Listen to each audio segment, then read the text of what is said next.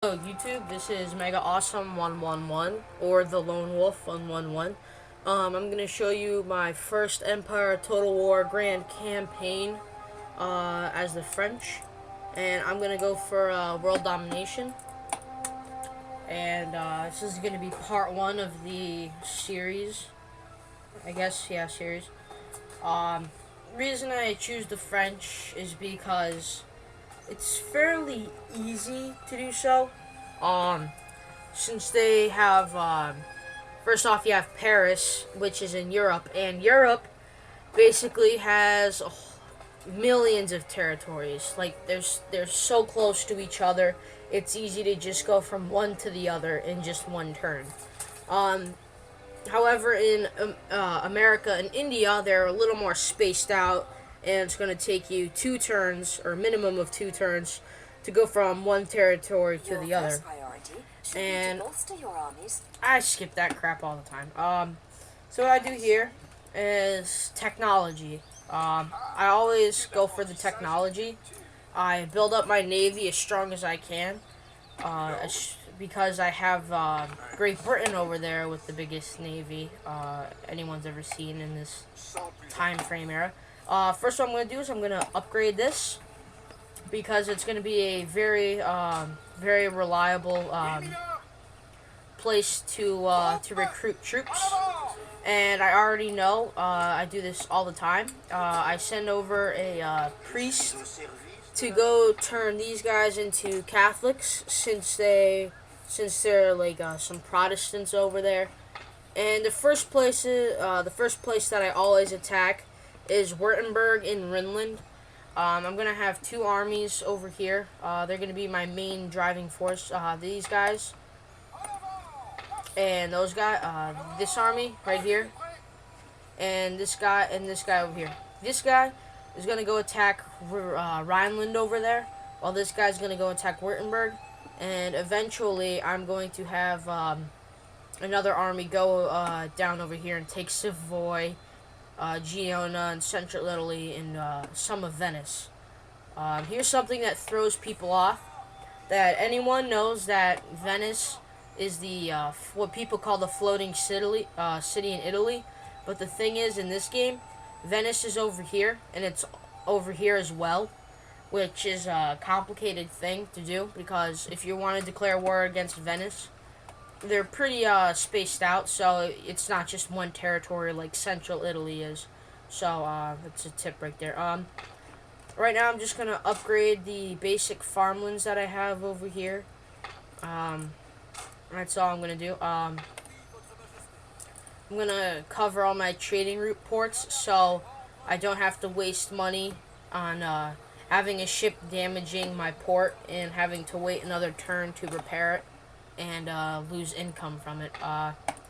So I'm just gonna have ships go there to block the trading ports. I'm gonna focus mostly on the European theater rather than the American theater. What has happened in the past is that the Iroquois nation over here has a tendency to come over into Quebec and Montreal and attack it. So I'm going to focus on just the Iroquois nation in America. I'm not too worried about the 13 colonies at all, because after you take out Great Britain up over there, the 13 colonies become America, and they're kind of a weaker power since they are a brand new nation.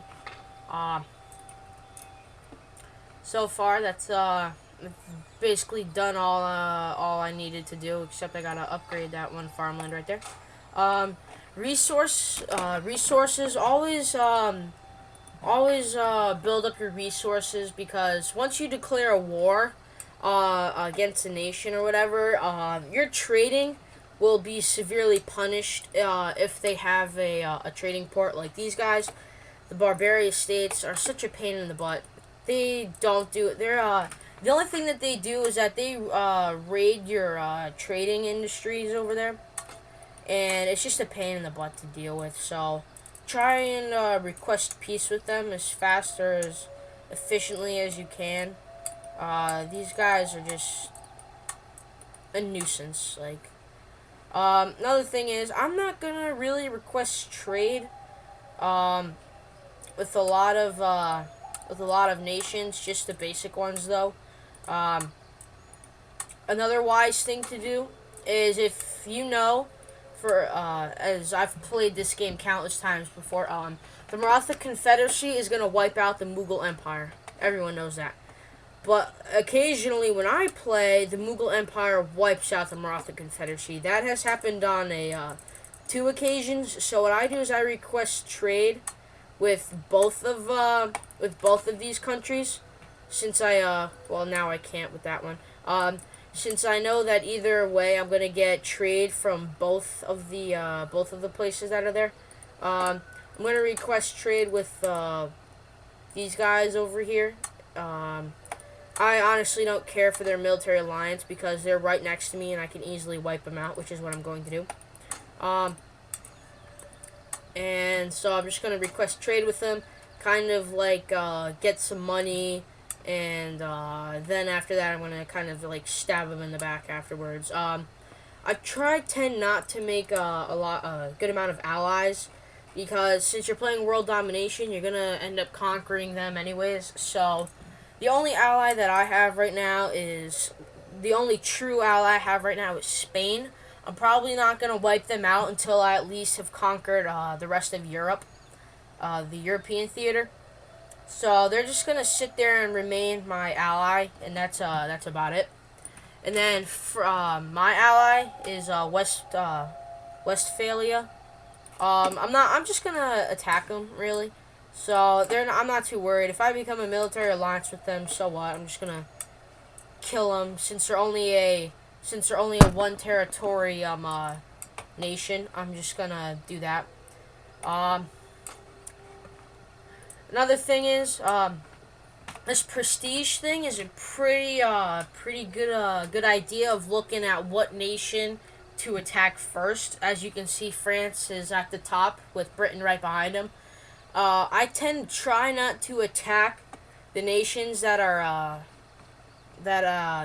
pretty close to you, like Great Britain is, but try to attack the nations that aren't